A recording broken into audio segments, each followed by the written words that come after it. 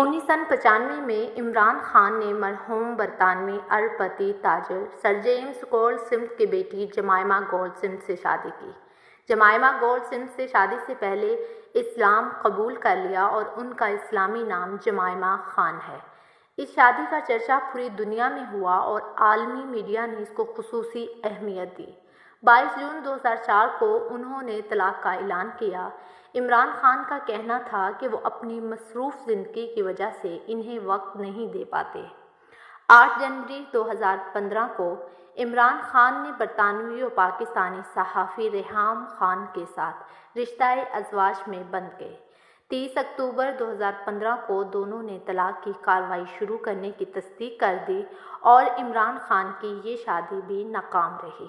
2017 کے آخر اور 2018 کے آغاز میں کئی خبریں آئیں کہ عمران خان نے اپنے روحانی پیشوا بشرا بی بی سے شادی کر لی۔ تاہم عمران خان تحریک انصاف کے دیگر افراد اس افواہ کی نفی کرتے رہے۔ پی ٹی آئی کی مرکزی سیکریٹریٹ نے ایک بیان جاری کیا کہ عمران خان نے بشرا بی بی کو شادی کے لیے پیغام دیا، تاہم ابھی اسے قبول نہیں کیا گیا۔ 18 فروری 2018 کو پی ٹی آئی نے تصدیق کی کہ عمران خان نے بشرا بی بی سے شادی کر لی۔ کرکٹ کیریئر کے دوران عمران خان کو کئی مرتبہ سیاسی عہدوں کی پیشکش کی گئی۔ 1987 میں صدر پاکستان محمد ضیاء الحق نے انہیں مسلم لیگ میں سیاسی عہدے کی پیشکش کی، جسے انہوں نے انکار کر دیا۔ نواز شریف نے بھی اپنی سیاسی جماعت میں شامل ہونے کے لیے مدعو کیا تھا۔ ضیاء الحق کے ساتھ عمران خان کے اچھے تعلقات تھے۔ انہوں نے کرکٹ چھوڑ دی تھی، لیکن جنرل ضیاء الحق ان کو دوبارہ کرکٹ میں واپس لے کر آئے۔ 1992 کو ورلڈ کپ بھی جنرل ضیاء الحق کے کہنے پر کھیلا گیا۔ 1994 کے آخر میں انہوں نے انٹیلی ایجنسی آئی ایس آئی کے سابقہ سربراہ حمید گل اور محمد علی درانی کی قیادت میں پاسبان نامی گروپ میں شمولیت اختیار کر لی تھی اور انہوں نے سیاست میں باقاعدہ شمولیت میں دلچسپی ظاہر کی۔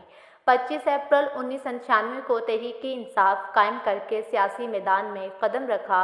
ابتدائی طور پر انہیں کامیابی نہ مل سکی، لیکن حالیہ دنوں میں وہ اپنی جدوجہد اور اصول پرستی کی بدولت پاکستانی عوام خصوصاً نوجوانوں میں تیزی سے مقبولیت حاصل کر رہے ہیں۔